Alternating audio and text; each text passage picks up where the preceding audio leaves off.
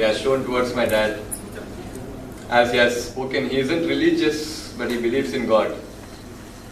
I remember a couple of occasions when I was young. He was traveling, I don't know from where, but he came with a bag full of blood. And I asked him, Dad, what happened? He told me I met with an accident. I mean, the bus in which I was traveling met with an accident. But the only one who came out safe was me. And he told me also that he changed his place just before the accident. Another time, I don't know when again, but one of his friend with whom he dined 15 minutes earlier was murdered in Guntur. And yet, God was faithful there as well. And he drives car at a pace most of new learners would dare not to. And yet, I have never seen him meet with an accident. I see God's faithfulness and covering and shielding all through his life. Faithfulness in giving him a wife who would suit him. I have told my mom very many times. I have told my father because he's the only one whom I fear in my life. The only one whom I have feared all through my 25 years is my father, my dad. Only a few others who might come into that list. After I have been born again, I fear my mama also is sitting on stage. So all those who are sitting in front of me, I am rather fearless. Coming back to God's work in his life, he started out,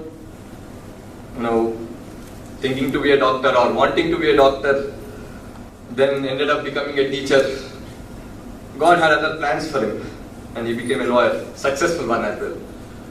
And he told me the office that he bought was the same office where my father and my grandfather used to wait hours together to meet RJD so that the aided schools issue might be sorted. This day, in the same place, those same education department people wait for him. The same RJDs and DOs as well. God had great plans for him. And I thank God.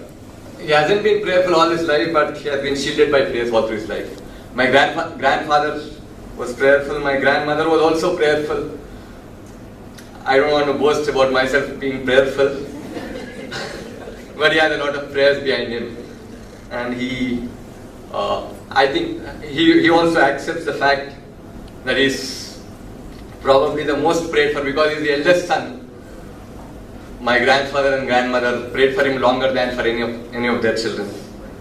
And coming to his personal life, of personally being my father, my dad, he does all things that I want to do for him.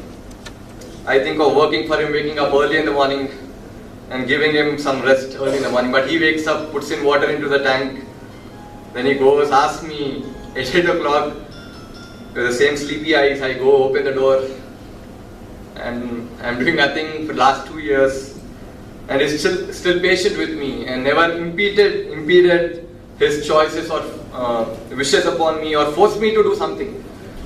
I had this privilege to wait upon God for so many years just because he has been patient with me.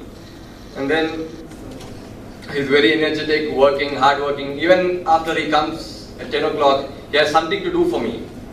Personally, he does something at least, cuts a few tomatoes and kira so that I might eat that salad for my health. So many times I have neglected my health, and he specially takes care of my health at the age when I have to take care of his health. I thought of buying him something for his birthday, and he bought me a car for his birthday. That's how he has been. God has abundantly blessed him with much more than what he has planned for in his life. When we started building our house 6 years back, he went to the MCH office wanting for one single floor. And God gave us 3-4 more than what he went in for. That is how it has been all through his life also. He always set small and low targets for himself, though his potential is very high. He always sets himself humble and small, targets, and God has abundantly blessed him. And he's 60 today, and I hope, as he spoke of, the only wish of my life in the flesh has been that he might live long and see my children and bring up my children on his knees, because I know, because I wouldn't be as good a father as he is, as loving, caring and mindful. Because even today, at this age, I forget calling him up so many times and he calls me and scolds me in the college. That's how he reacts. But he definitely, you can see my phone. The most frequently called, my phone has that option. The first in the list is my dad. People might think, friends, girlfriends or someone else might be the first in the list. But it's my dad. Not outgoing, but incoming. It has always been incoming for me. Dad's been giving, and continually giving until this day. Even until this day. I've been a failure as a son.